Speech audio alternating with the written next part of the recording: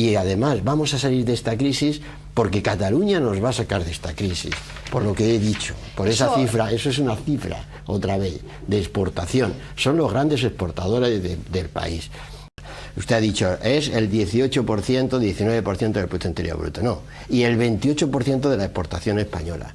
Eso es Cataluña, casi el 30% de la exportación. Y eso quiere decir que esa gente que está trabajando en esas empresas, en el campo también, y en el campo catalán, donde hay una gran exportación al resto de Europa, pero también al resto del mundo, eso es los que nos están sacando de la crisis. Esos son los que nos están sacando de la crisis. Abans de que es produeixi el referèndum, el senyor Rajoy ens diu que ni nunca, nunca, nunca, nunca, és més, si os vais, os vamos a vetar, vais a salir de Europa por 3 generaciones, no una ni dos, no, 3 generaciones, y además os vais a quedar sin pensiones y además tindré una crisis del 19% y totes les pestes bíbliques us vindran i jo m'encarregaré de que us vinguin. Qui té un deute amb els creditors, qui té un deute és el gobierno d'Espanya, no el país, el govern. Si nosaltres votem i decidim marxar, ell canviarà d'opinió.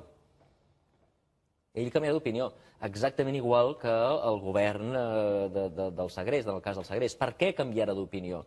Doncs, per exemple, si el tio s'encaparra a castigar-nos, per exemple, os voy a vetar d'Europa. Tu agafes el mapa de carreteres d'Europa i veus que ells, per anar a Europa, han de passar per Catalunya.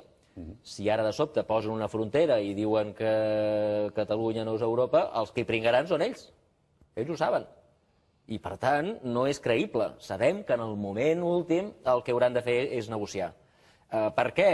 Perquè si tu no es negocies, per exemple, un altre exemple, és si ells no negocien, què passa? Doncs que el deute públic, ara tenen un deute més o menys el 100% del PIB. I tenen prou feines a pagar-lo. Clar, si nosaltres marxem, és un deute seu, uns paperets de deute que posa el Reino de España pagarà, Reino de España. I el Reino d'Espanya seran ells. Si nosaltres marxem, ells seguiran sent el Reino d'Espanya. Per tant, ells hauran de tornar els calés. Però, clar, si tenen la mateixa deute i un 20% menys de PIB, resulta que la deute en relació al PIB es dispararà per sobre el 125%. I aleshores no ho podran pagar. I llavors ens vindran a nosaltres i ens diran, sisplau, assumiu vosaltres una part del deute. I nosaltres direm, sí, negociem, però no ens fotreu boicot a Europa, oi que no? No ens fotreu el boicot del cava, oi que no? És a dir, al final serà òptim per tothom que hi hagi una entesa. A ells els interessarà, a nosaltres ens interessarà, a tothom li interessarà que hi hagi una negociació pacífica i pròspera i tots hi sortirem guanyant i al final serem els més amics del món. El seu deute és d'ells. Si el procés d'independència és pacífic, aleshores discutirem i potser negociarem. Escolta'm, jo em quedo una part del deute, però tu no em toquis les pilotes amb això de l'euro. El que dic jo és que tot això s'ha negociat. No hi ha cap llei que digui automàticament os vais a comer la deuda. Perquè això, com que no hi ha cap llei que digui com t'has d'independitzar, doncs tampoc hi ha cap llei que digui que la deuta espanyola l'hem de ser nosaltres. Ells són els que han assumit el deute. Si volen venir a cobrar, ja vindran. Des de que es produeix el vot, si és que hi ha un vot, fins que es produeix la independència, no passen 24 hores. No és una cosa immediata. Passaria un període d'adaptació en la qual hauríem de parlar d'impostos, hauríem de parlar de bancs, hauríem de parlar d'euros, hauríem de parlar de coses, i una de les coses que passarà serà un procés de negociació en el qual es parlarà de la transició i de si efectivament sortim de les institucions en les quals ha estat Espanya o si no sortim, si ens volem quedar, si no ens volem quedar. Tot això és un procés de negociació en el qual no hi ha ningú que tingui el més mínim interès en el que nosaltres marxem, ni els europeus, ni els espanyols, ni els catalans. En aquest procés de negociació que hi haurà un cop es voti i fins que no hi hagi independència, una de les coses que es negociarà és això. I als espanyols no els interessa pas posar aquestes barreres. Tampoc els interessa que nosaltres marxem i els hi deixem amb ells el seu deute. Avui s'ha publicat les dades de que Espanya té un deute del 92% del PIB, però clar, és tot el deute que té el Reino d'Espanya dividit per tot el PIB tal com està ara. Si resulta que Catalunya s'emporta el seu 18,4% del PIB, tindran ells el mateix deute amb un PIB molt inferior i per tant ells acabaran tenint el 125%, una deute de 125 del seu PIB. Llavors ells diran, escolta, us tenéis que llevar una parte de la deuda i nosaltres els hi preguntarem, sí? I per què? on ho posa això?